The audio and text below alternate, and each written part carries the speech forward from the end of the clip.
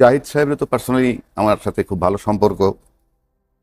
উনি আমরা একসঙ্গে কত টক শো একসাথে করেছি। টক শো করছি, নানান জায়গায় দেখা হয়েছে। উনি উপদেষ্টা হওয়ার পরও আমার সাথে দেখা হয়েছে একবার, এবং সে এমনি মেধাবী, কোনো সন্দেহ নাই। কিন্তু প্রশ্নটা অন্য জায়গায় আমি করি, কারণ যে সমস্ত আলোচনা করে গড়পড়তায় হয়েছে সেগুলো আমি আলোচনা করে আমি সময় নষ্ট করি না। একটা বিষয়ে আমি যেটা জানতে পারছি, আমার যতটুকু মনে পড়ে, জাহিদ ভাই নিজেও বোধহয় আমাকে একবার বলছিল যে ওনার চ্যানেল, যেটা ব্যক্তিগত চ্যানেল জাহিদ ভাই, এটা বোধহয় ইন্ডিয়াতে ব্যান্ড। এটা উনি জানতেন, মনে হয় উনি জানতেন। এবং ন্যাচারালি যখন একটা লোকের একটা চ্যানেল ব্যান্ড থাকে, তখন মনে করেন তার সম্পর্কে অনেক ডাটাই তারা সংগ্রহ করবে। যে বিষয়, যে ব্যক্তিকে তারা হিসাবে নেয়, তারা তো ওইভাবে করবে। এখন শুধু তাকে হিসাবে ছেন তা না, এমনও আমরা এই পত্রিকান্তরে পাইছি, উনি বিশেষ করে এই ঘটনার পরে ওনাকে বলা হয় যে উনি ভারত বিদ্বেষী, ভারত নিয়ে, ভারতের বিরুদ্ধে। আমার কথা হলো, ভারতের বিরুদ্ধে যদি সে কথা বলে সেটা তার নিজস্ব চয়েস, বলতে পারে। সেটা নিয়ে আমি বিতর্ক করব না যে ভারতের বিরুদ্ধে কথা বলবে উনি, সেটাকে আমি খারাপ অর্থে নিব বা ভালো অর্থে নিব, এটা ওনার চয়েস। কিন্তু ওনার যেহেতু জানা ছিল যে ওনার এই চেক লিস্ট ওনার নাম আছে, অর্থাৎ আপনি যখন এটা ব্যান্ড হয়ে গেছে তাহলে একটা চেক লিস্টে ওনার নাম থাকতে পারে, ইমিগ্রেশন চেক লিস্টে। সেখানে যখন আপনি আপনার নর্মাল পাসপোর্ট দিয়ে যাবেন, আপনি যখন যাচ্ছেন, you are going to India to represent Bangladesh, number one, as well as আপনি ক্ষমতাসীন দলের প্রধানমন্ত্রীকে রিপ্রেজেন্ট করতে যাচ্ছেন, প্রধানমন্ত্রীর পক্ষে। তো সেই হিসাবে আপনি যেহেতু এই ঘটনাগুলো আপনার জানা, যে আপনার চেক লিস্টে আপনার নাম আছে এবং আপনার চ্যানেলটা ব্যান্ড, তাইলে আপনার সতর্কতার সাথে স্টেপ নেওয়া উচিত ছিল। তো না, এক। দুই, লাল পাসপোর্ট মানেই কিন্তু একজন গুরুত্বপূর্ণ ব্যক্তির, মানে এবং তার অফিসিয়াল না, না, আপনাকে গ্রিন পাসপোর্টে গেলে বলতে হবে যে আমি অমুক। আর লাল পাসপোর্ট মানে আপনি কূটনৈতিক পাসপোর্ট নিয়ে যাচ্ছেন, এবং কূটনৈতিক পাসপোর্টের লাইনটাও, চ্যানেলটাও কিন্তু আলাদা ইমিগ্রেশন ক্রস করতে গেলে। সুতরাং আমার কাছে মনে হয় ওনার এই জায়গাটায় আমি বলবো কিছুটা ভুল হয়েছে। এটা মানে ওনার কাছ থেকে আশা করি নাই। পাশাপাশি বাংলাদেশের যে হাই কমিশনার ওখানে যিনি আছেন, উনি, আমি যতটুকু জানি, এবং জাহিদ সাহেবের স্টেটমেন্ট, ওনার সাথে নাকি উনি ছিল কন্টিনিউ। তো যদি থাকেন, আমি যতটুকু জানি যে ফরেন মিশন, যে ইন্ডিয়ার ফরেন মিশন মানে MEA, minister of external affairs, আমাদের দেশে ফরেন মন্ত্রী, আপনার প্রোটোকল অনুযায়ী আপনি যখনই বাইরের কোনো গেস্ট এখানে আসবে, যারা সরকারি সফরে বা রাষ্ট্রীয় সফরে, 24 আওয়ার্স কিন্তু হটলাইন থাকে যোগাযোগ করার জন্য। সুতরাং বাংলাদেশ হাই কমিশনের সাথেও হটলাইন আছে 24/7, যেটাকে বলি 24 ঘন্টা 7 দিন। তো সেক্ষেত্রে হাই কমিশনার সাথে সাথে উনি ওই পাসপোর্ট নিয়ে যাওয়ার পরও উনিকে এইটা কমিউনিকেট করতে তো 2-4-5 মিনিটের ব্যাপার, কমিউনিকেট করা। আর ইমিগ্রেশনে যারা বসে থাকে, রাষ্ট্রীয় লেভেল তুলনা করেন, তারা খুব ছোট অফিসার বসা থাকে ইমিগ্রেশনে, তাদের কাছে কিন্তু ইমিগ্রেশনের যে ইয়েতে মানে স্ক্রিনে যেটা আছে সেটাই তাদের কাছে সর্বস্ব। সুতরাং তারা ওই স্ক্রিন দেখে ধরলো, আটক, মানে আটক না, আমি বলছি জিজ্ঞাসাবাদ শুরু হইলো। তারপরে বেরিয়ে আসলো অনেক কিছু, লাল পাসপোর্ট নেননি, তারপরে শার্ক স্টিকার লাগানো আছে। শার্ক স্টিকার লাগানো মানে ওনার তো ইন্ডিয়ার ভিসাও লাগে নাই, উনি তো শার্ক স্টিকার দিয়েই গেছেন। শার্ক স্টিকারে তো শার্কভুক্ত সবগুলা ঘোরা যায়। তো এই নানান প্রশ্ন ন্যাচারালি আসছে। আসার পর তো মনে করেন 2-2.5 ঘন্টা সময় পার হয়ে গেল। এখন পার হয়ে যাওয়ার পর আমি ব্যক্তিগতভাবে বলবো, পার হয়ে যাওয়ার পর যখন এখানে অ্যাপ্রুভাল দিলেন যে আপনি যান, কারণ ততক্ষণে তো কনফার্ম হয়ে গেল, সেই জাহিদ থাকলেও চেকলিস্টের জাহিদই উনি, বাট উনি এখন রেসপন্সিবল একটা জায়গায় আছেন।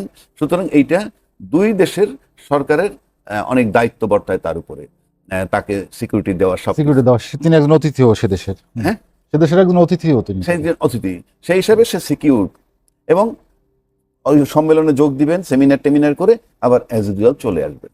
এটা খুব স্বাভাবিক। এখন উনি তখন আজকে এসে আমি দেখলাম স্টেটমেন্ট দিচ্ছেন যে উনি তাৎক্ষণিক যে প্রতিবাদ, এই প্রতিবাদ স্বরূপ উনি চলে আসছেন। তাৎক্ষণিক প্রতিবাদ স্বরূপ যে আপনি চলে আসেন, তাহলে তো 2.5 ঘন্টা সময় ওখানে আপনি ব্যয় করেছেন। তাৎক্ষণিক প্রতিক্রিয়া দেখাইতে হয় সাথে সাথে, 2.5 ঘন্টা পরে নয়।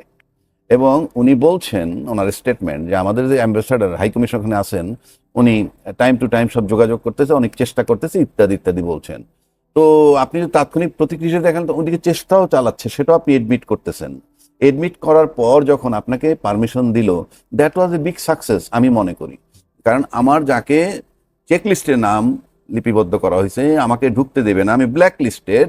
তারপরে যখন আমার অ্যাম্বাসাডার বলি আর যেই বলি, তারা ফাইট করে প্রোটোকল করে যখন আমাকে ঢুকানোর জন্য অ্যাপ্রুভালটা নিয়ে আসলো, তখন আমি মনে করি যেটা আমাদের একটা সাকসেস। কারণ তারা যদি ঢুকতে না দিত সেটা এক জিনিস, কিন্তু ফাইনালি যখন ঢুকতে দিছে, তারা কি চিন্তা করছে, তারা তখন ওখানে বসে শুধু ইমিগ্রেশন দুজন অফিসার আলাপ করে নাই, ওখানে টেলিফোনে নানান জায়গায় নানান লেভেলে যোগাযোগ হয়েছে। তো যোগাযোগ হওয়ার পর যখন ওনাকে অনুমতি দিল, তখন যে উনি চলে আসলেন যে প্রতিক্রিয়া দেখাইয়া, সে তো 2.5 ঘন্টা পর আপনার প্রতিক্রিয়াটা তো জাস্টিফাইড না। যখন আপনার সাথে আরো যারা গেছে তারা যখন ঢুকে গেল সবাই, তারপরে যখন আমার একটা লম্বা সময়, তখন আমি 5 মিনিট 10 মিনিট 20 মিনিটই তো আমি সিদ্ধান্ত দিয়ে যে সরি আমি যাব না, আমি I have been harassed seriously, আমি যাব না, এবং আমি ভালো ট্রিটমেন্ট পাচ্ছি না, আমি যাব না। এই আমি যাব না তখন যদি সে ডিটারমেন্ট হতো, তাহলে কিন্তু এই ইন্ডিয়া আমার কর্তৃপক্ষ আমাকে অ্যাপ্রুভাল দেওয়ার প্রয়োজন হইতো না। তখন বরং বলা যেত যে ইন্ডিয়া আমাকে ঢুকতে দেয় নাই, আমি সেজন্য চলে আসছি। ওটা ইন্ডিয়ার জন্য আরো বিব্রতকর হইতো। কিন্তু ফাইনালি তো ইন্ডিয়া তাকে ঢুকতে দিল। দেওয়ার পর যখন আপনি ঢুকলেন না, তখন তো মনে হইতেছে যে আপনার কাছে প্রায়োরিটি কি ছিল? তাহলে প্রায়োরিটি কি রাষ্ট্রের প্রতিনিধিত্ব করা ছিল? প্রায়োরিটি কি আপনি সম্মেলনে যোগ দিবেন সেইটা ছিল? নাকি আপনি ওখান থেকে এই প্রতিবাদ করে চলে আসবেন সেটা প্রায়োরিটি? কারণ আপনি তো রাষ্ট্রকে রিপ্রেজেন্ট করতে গেছেন, আপনি একটা সেমিনারে গেছেন। আর আপনি এইরকম ঘটনা পৃথিবীতেও বহু আছে। শাহরুখ খান এত বিখ্যাত একজন ব্যক্তি, তাকে মার্কিন যাচ্ছে তাই ভাবে সারা পৃথিবী তাকে চেনে, ওই মার্কিন যুক্তরাষ্ট্রের রাষ্ট্রপতিও তাকে চেনে, এবং সেখানকার অভিনয় জগতে সবাই তাকে চেনে। শাহরুখ খান সাহেবরা অনেক ড্যাশিং, অনেক স্মার্ট, পৃথিবীব্যাপী পরিচিত। ওই উনিও তো লম্বা সময় ইমিগ্রেশনে পার করেছেন। সুতরাং আপনাকে এই কতগুলা জিনিস আছে। আর ভিসা বলতে যেটা বোঝায়, ইনফ্যাক্ট আমি এই সাধারণের জন্য বলছি, ভিসা কিন্তু ওই সার্ক স্টিকার যে, ওটাও ভিসা না। আমাকে যেটা ভিসা দিতেছে ইন্ডিয়ান হাই কমিশন, ওটাও ভিসা না। এটা হলো জাস্ট আপনার এই পোর্ট থেকে ওই পোর্টে যাওয়ার অ্যাপ্রুভাল, একটা কাগজ। ওখানে যাওয়ার পর ইমিগ্রেশন হলো অথরিটি, উনি আপনাকে ঢুকতে দিলে that will be treated as visa, ঢুকতে না দিলে আপনার এই ভিসা ইনভ্যালিড। আরেকটি বিষয়, সেটা হচ্ছে দিল্লি এয়ারপোর্টে, ইন্দিরা গান্ধী এয়ারপোর্টে যে ঘটনাটি ঘটলো, এটি বাঙালিদের সঙ্গে এ ধরনের আচরণ নতুন নয়। ভারতীয় কর্তৃপক্ষের ধরনের আচরণকে আপনি আসলে কিভাবে দেখেন সেটি যেমন জানতে চাই, বা এই আচরণের আসলে একটা পরিবর্তন বা একটা সুরাহা হতো দরকার। জাতি হিসেবে বাংলাদেশকে সামনে তুলে ধরা, মর্যাদার সমুন্নত রাখা, ডাক্তার জাহিদের তো এ ধরনের একটি কর্তব্য। আমি সেটা একমত। আমার যে প্রতিবেশী ভারত, এই যে খুব দামি একটা কথা কে বলছিল, সম্ভবত আমার মনে হয় যতটুকু ধারণা, আমরা যদি এই কথাটা বলি, এটা প্রণব মুখার্জি সাহেব বলেছেন যে you can change your friends but you can't change your neighbours. প্রতিবেশী যেহেতু বদলানো যায় না, কাজে প্রতিবেশীর সাথে সম্পর্কটা রাখতে হবে মধুর, এবং সেটা একতরফা নয়। এখন মনে করেন ভারত আজকে, যেমন ভারতের হাই কমিশনার নতুন যিনি আসলেন, উনি যেমন বাংলাদেশে ঢুকেই বললেন যে আমার কাছে মনে হয় আমি ভারতে হাঁটছি। তারপরে বলছেন একই আকাশ একই বাতাস একই যন্ত্রণা, যখন একই আনন্দও হবে, একই বেদনা আনন্দ সব।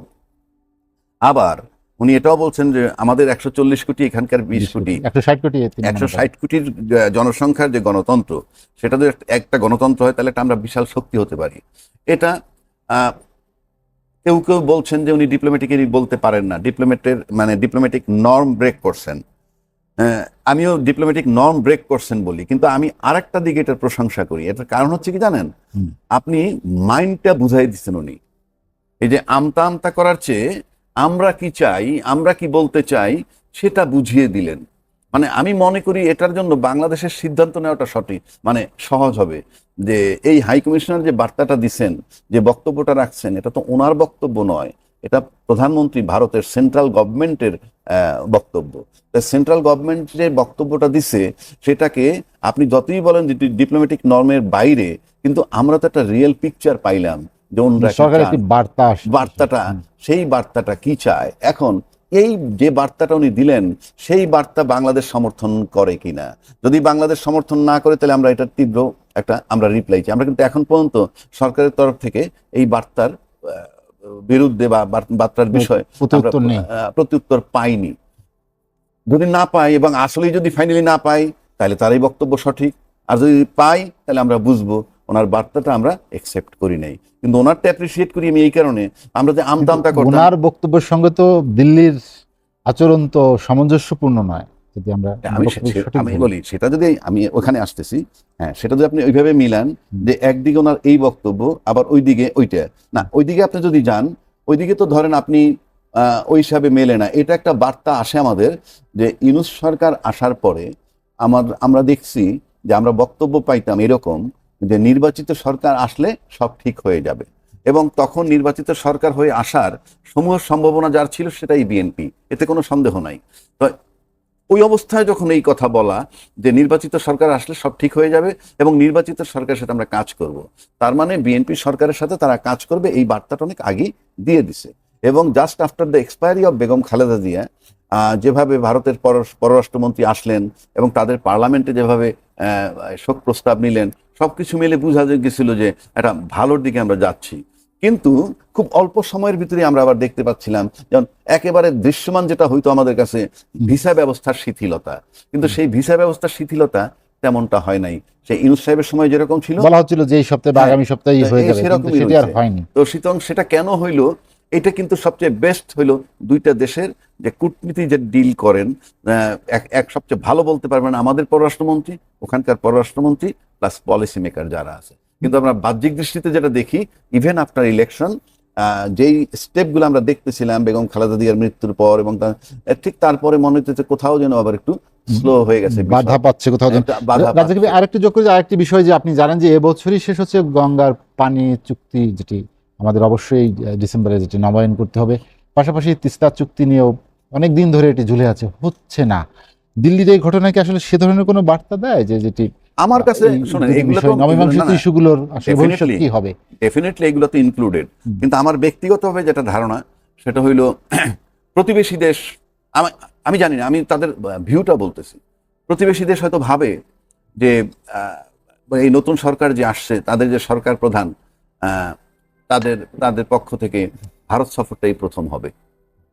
আচ্ছা, ব্যক্তিগতভাবে যদি আমাকে প্রশ্ন করেন, আমাকে হয়তো কেউ মনে করতে পারে আমি খুব সিম্পল সাদামাটা কথা বলি।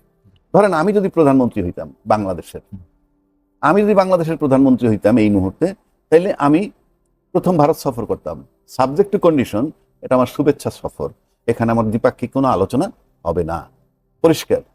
আমি সেটা বইলে যাই না বইলে যাই, যাওয়ার পর বলতাম আমি আসছি শুভেচ্ছা সফর, আপনাদের সাথে আমার দ্বিপাক্ষিক কোনো আলোচনা হবে না, এবং আইসা বলতাম এই কারণে গেছি। উল্টা দিকটায় আসি, আমি যদি ভারতের প্রধানমন্ত্রী হইতাম তাইলে আমি কি বলতাম জানেন, আমি আগে সফর করতে আসতাম বাংলাদেশ, মানে তারেক রহমান সাহেব, আমাদের প্রধানমন্ত্রী তারেক রহমান সাহেব ভারতে যাওয়ার আগে আমি আসতাম এই কারণে, আপনারা তো ফিল করেন যে আপনি এল্ডারলি, বড় ভাই সুলভ, আপনি বড় ভাই সুলভ যদি হয়, প্লাস নির্বাচিত সরকার আসলে নির্বাচিত সরকারের কাজ করবেন আপনারা, সেটা ইউনূস সরকারের সময় বারবার বলেছেন, সেক্ষেত্রে আমরা তখন মনে করতাম ইয়েস, আপনিও দ্বিপাক্ষিক আলোচনা নাই করতেন কিন্তু শুভেচ্ছা সফরে আসতেন। বড় ভাই হলে আসা যায় না? আসা যায় তো, এবং এগুলো তো সম্পর্কের সাথে সহায়ক। আমরা কিন্তু আমাদের ফ্যামিলি লাইফেও ছোট ভাইয়ের বাসায়, ছোট ভাইয়ের বউয়ের বাসায় কিন্তু অনেক বড় ভাই আছে, বারবার যায়। রাজ্জাক ভাই, আপনি অন্তর্বর্তী সরকার পুশিনের যে বিষয়টা, এক নম্বর হলো পুশিনের সিদ্ধান্তটা ভারতের আভ্যন্তরীণ, কিন্তু পুশ ইন হয় যখন আমার এখানে ঢুকে, আর ওনাদের থিওরি হলো পুশ ব্যাক।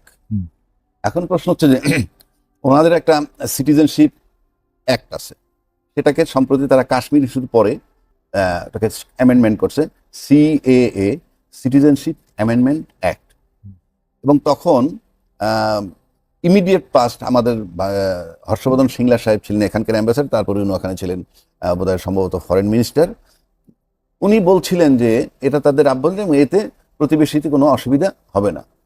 এবং আমি এর উপরে সেমিনারও করছিলাম, আমি বলছিলাম যা খুশি তাই হোক আপনাদের, আমাদের যাতে কোনো অসুবিধা না হয়।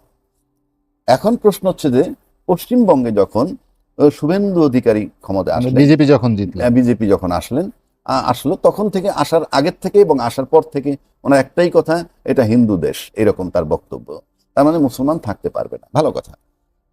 এখন পুশিন যেটা করছেন, আমি বলতে চাই যে পুশিন নিয়ে টাইম টু টাইম আমাদের এখানে হয়েছে, নানান সময় নানান আলাপ হয়েছে।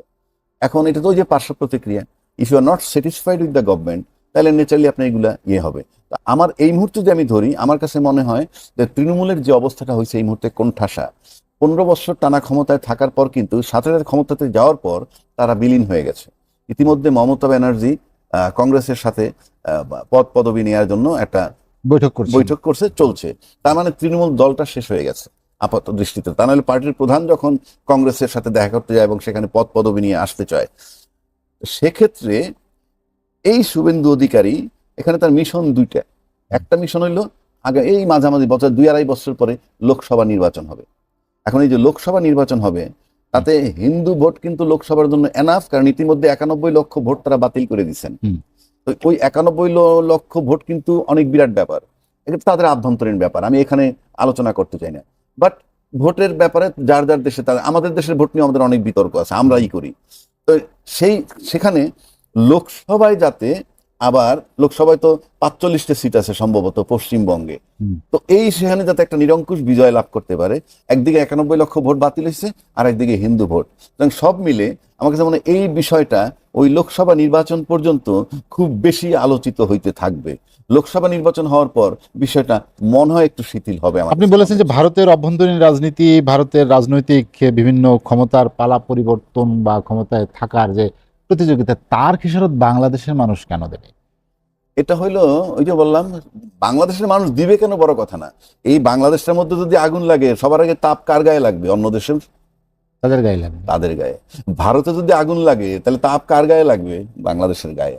এটা তো আপনাকে মানতে হবে। সুতরাং এইটা হলো সেন্সিটিভ একটা ইস্যু, ইন্ডিয়াকে মারাত্মকভাবে ভাবতে হবে। কেন সেন্সিটিভ বলি আমি, ইন্ডিয়া বড় দেশ, কোনো সন্দেহ নাই।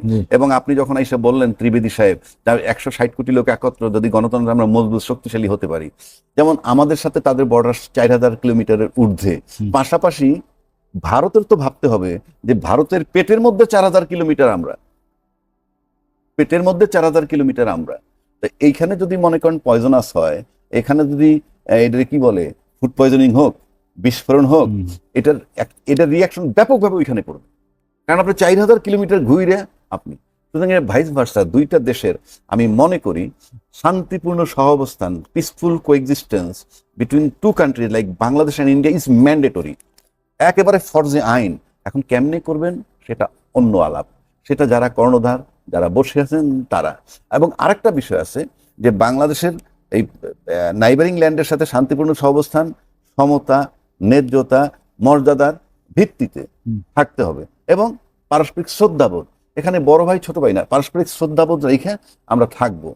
পাশাপাশি আরেকটা জিনিস লাগবে এখানে, আমরা কিন্তু ভারত সরকার আপনার বাংলাদেশ ডেভেলপমেন্ট করার জন্য যে কোঅপারেশন দরকার করতে পারে, সেই ফান্ড তাদের আছে। সেটা কিরকম, একটা ব্রিজ করতে 10 টাকা লাগবে, আপনাকে 10 টাকা দিতে পারবে, বিকজ প্রতিবেশী হিসাবে সমস্ত খবর একের ভিতরে অন্যের আছে। মানে যদি 5000 মানে কোটি টাকা লাগে একটা ব্রিজ করতে, 5000 টাকা দেবে, সেখানে 500 কোটি মারার সুযোগ আমারে দিতে পারে, কিন্তু 15,000 কোটি দিবে না চায়নার মতো। সুতরাং যদি একটু গ্রিডি আমরা কম হই, তাহলে প্রতিবেশীর সাথে এই অর্থনৈতিক বিষয়টার দিক দিয়ে লক্ষ্য করলেও সম্পর্ক ভালো রাখা যায়। বাট আমাদের তো অর্থনৈতিক সংকটের বিরাট সংকট, সেক্ষেত্রে ওভারনাইট টাকা দেওয়ার দেশ কিন্তু আবার আমার চায় না। এখন এই যে কথাটা বলতেছিলাম, জাহিদ সাহেব যে ভারত গেলেন এবং সেখান থেকে এটা চলে আসলেন, উনি প্রায়োরিটি ছিল ওনার ওই সেমিনার। এখন তারা যদি না করেন, উপায় কি আমাদের? যদি বৈরী সম্পর্ক রাখে, বৈরী সম্পর্ক থাকবে, কি করার আছে? এই যে গঙ্গা চুক্তি হবে, নবায়ন হবে, সেখানে তো আমাদের স্বার্থ তাদেরকে দেখতে হবে। যেমন উনি বলেন এক আকাশ, এক বাতাস, এক যন্ত্রণা, এই যদি হয়, তাহলে আপনি এই ল্যান্ডটাকে যদি মনে করেন যে আপনাদের ল্যান্ডের মতোই, তাহলে এই বাঁধটা আমরা রাখবো কেন? এই বাঁধটা তো আপনার 47-এর পূর্বে ছিল না, এটা 47-এর পরে হয়েছে, যখন দুই পাকিস্তান হইল। 47-এর পরে হওয়া মানে যখনই আলাদা হয়েছে তখন করছেন, ভালো কথা করছেন। আজকে যদি এই নতুন হাইকমিশনের কথাটা ধরি, একই আকাশ, একই বাতাস, একই যন্ত্রণা, যদি তাই হয়, তাহলে আমার তো মনে হয় যে বাদটা থাকবে না। আমি আশা করি বাদটা থাকবে না, কিংবা ন্যায্য হিস্সা যেভাবে দেওয়া দরকার, যেটুক পানি আমার মিনিমাম পাওয়া দরকার, আমরা সবাই বাঁচি, সবাই থাকি ভালো, এই গেলে এটা হওয়া উচিত। পাশাপাশি যদি আপনি তিস্তা পরিকল্পনায় যান, তিস্তা মহাপরিকল্পনা চায়নাকে দিলে ওনারা সিকিউরিটি কনসার্নে ভোগেন, যে ওনাদের এটা আমি দোষ দিচ্ছি, উনি সিকিউরিটি কনসার্ন ভাবতেই পারেন, কিন্তু ভাবতে পারলে মানে আপনি সিকিউরিটি কনসার্ন নিয়ে যদি ভাবেনি, তাহলে তো আমাদের সাথেও ভাবতে হবে, আমাদের বিষয়টাও ভাবতে হবে যে ঠিক আছে, তিস্তা ব্যারেজে চায়না কি পরিকল্পনা করবে, ওখানে পানির স্রোত আনবে, সবকিছু আনবে, দুই পাশে বাজার মার্কেট হবে, যা কিছু হোক না কেন একটা ডেভেলপমেন্ট, এটা যদি আপনারা করেন, আপনারা করবেন বলে যদি করতে না করেন আর যদি করতে নাও দেন, আমাদেরই বা উপায় কি? এগুলো তো ওনাদেরকে মাথায় রাখতে হবে এবং এই সব সমস্যার সমাধানের ক্ষেত্রে ওনাদেরকে একটু আগে আসতে হবে। কারণ হচ্ছে এই যে বাংলাদেশ 5ই আগস্ট 2024-এ আগে যে জায়গাটায় ছিল সে জায়গাটায় নেই, এই সেই বাস্তবতা জায়গাটায় বাংলাদেশ এখন আর নাই। এখন আজকে প্রধানমন্ত্রী তারেক রহমান সাহেব আছেন, ফাইন, কোনো অসুবিধা নাই। বিএনপিতে অনেক সিনিয়র নেতা আছেন, ফাইন, কিন্তু বিএনপিতে তরুণ নেতাও আছে, আবার আমার তরুণ জেনারেশন যারা এনসিপির তারাও আছে। আপনি জামাত ক্ষমতায় আসুক না, তাদেরও একটা তরুণ জেনারেশন আছে, দলের বাইরে একটা তরুণ জেনারেশন আছে। সবকিছু মিলাইলে প্লেন চোখে যদি দেখি, আমার কাছে মনে হয় অগ্রণী ভূমিকাটা তাদের দিক থেকে হওয়া উচিত। রাজকি ভাই, আরেকটি বিষয় আমি এখানে আপনার কাছে যেটি তুলতে চাই, আপনি জানেন যে সাবেক আইজিপি বেনজির আহমেদ, আপনি একজন আইনজীবী, আপনার কাছে এজন্যই জানতে চাওয়া যে তাকে ফিরিয়ে আনা আসলে দুবাই থেকে এটা কতটা বাস্তবসম্মত। যদিও সরকার বলছে ফিরিয়ে এনে বিচার করবেন, যদি ফেরাতে না পারে তাহলেই বা মানুষের প্রতিক্রিয়াটা কি হতে পারে? শোনেন, বেনজির সাহেব গ্রেফতার হয়েছেন দুবাইতে। এইটা ছিল একটা মানে অকল্পনীয় ব্যাপার যে গ্রেফতার হতে পারেন। এখন প্রশ্ন হচ্ছে কেন গ্রেফতার হলেন? ইন্টারপোল অনেক বাংলাদেশ বহু আগে থেকেই বাংলাদেশের মানুষ পরিচিত ইন্টারপোল শব্দটার সাথে। ইন্টারপোল দিয়ে পর্যন্ত কাউকে ধরছে বাংলাদেশের পক্ষে? আমার কাছে মনে হয় ইনি প্রথম ব্যক্তি। ধরছে কোথায়? দুবাইতে। আপনার কি মনে আছে এর আগে কাতার বোধহয় যে 75 জন লোক বাংলাদেশের, সেটাও দুবাইতে, দুবাইতে আরব আমিরাতে। তাদের জেল হয়েছিল, নট দ্যাট যে শুধু হাজতে ছিল, জেল হয়েছিল। ইউনূস সাহেব ক্ষমতায় আসার পর কয়েক দফা টেলিফোনে আলাপ করে রিলিজ করাইছেন। তারপর অপশন দিচ্ছে, তোমরা তোমাদের দেশে চলে যেতে পারো কিংবা এখানেও কাজ করতে পারো। আপনি বিশ্বাসের ভালো করে চিন্তা করেন। অপরাধীদেরকে দণ্ড দিল, তাদের দণ্ড মওকুফের মুক্তি, তারপরে বললো তোমার দেশেও যাইতে পারো, এখানেও থাকতে পারো। এটা হলো শুরু, আইন তো আসেই, তারপরে পার্সোনাল রিলেশন, এবং এটা কিন্তু নজিরবিহীন ঘটনা। কেন এই কথাটা টানলাম? ইউনূস সরকার যখন ক্ষমতায় তখন এই প্রসিডিউর চালায় গেছেন, এই ইন্টারপোলের কাছে নোটিশ ফোটিশ দিয়ে চিঠিপত্র দিয়ে দিছেন তখন এপ্রিল 25-এ।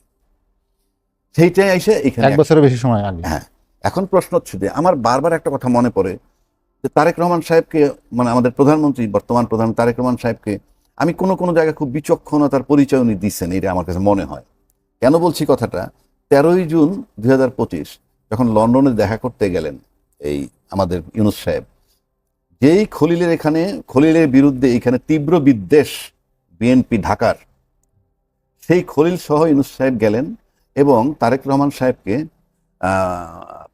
আজকের প্রধানমন্ত্রী ওনাকে রিসিভ করলেন খলিল রহমান।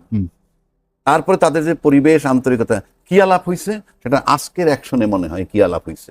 এই যে এদেরকে ধরবে কিংবা এদের বিচার করার চেষ্টা করবে, এই আলাপগুলো বোধহয় সেদিন হয়েছে। অর্থাৎ বিএনপি ক্ষমতা আসবে তার সম্ভাবনা ছিলই। ইন এডিশন আমি যদি বলি জামাতও যদি ক্ষমতা আসতো একই জিনিস হইতো। কেন হইতো সেটা বলি। এই তারেক রহমান সাহেব চুজ করছেন খলিল সাহেবের প্রধানমন্ত্রী পররাষ্ট্রমন্ত্রী, কি জন্যে? ওখানে সে আন্ডারস্ট্যান্ডিংটা হয়ে গেছে বলে আমার কাছে মনে হয়। এবং আমাদের প্রধানমন্ত্রী বোধহয় তার একক সিদ্ধান্তে, আমার কাছে আমি জানি না তার দলীয় ব্যাপার আমি জানি, কিন্তু আমার মনে হয় ওনার একক সিদ্ধান্তে খলিল সাহেব উনি পররাষ্ট্রমন্ত্রী বানাইছেন। তাহলে তারেক রহমান সাহেব, খলিল সাহেব এবং ইউনূস সাহেব, এটা একটা বেল্ট তৈরি হয়েছে। এবং দূর থেকে ইউনূস সাহেব হেল্প করছেন, এতে কোনো সন্দেহ নাই। কারণ ইউনূস সাহেবরা আমরা এখানে যতই নিন্দা করি না কেন, পৃথিবীতে সে নন্দিত। এবং এই ইন্টারপোলকে মাধ্যমে তাকে গ্রেপ্তার করার অন্যতম রোল প্লে করছে ইউনূস সাহেব এবং এই খলিল সাহেব।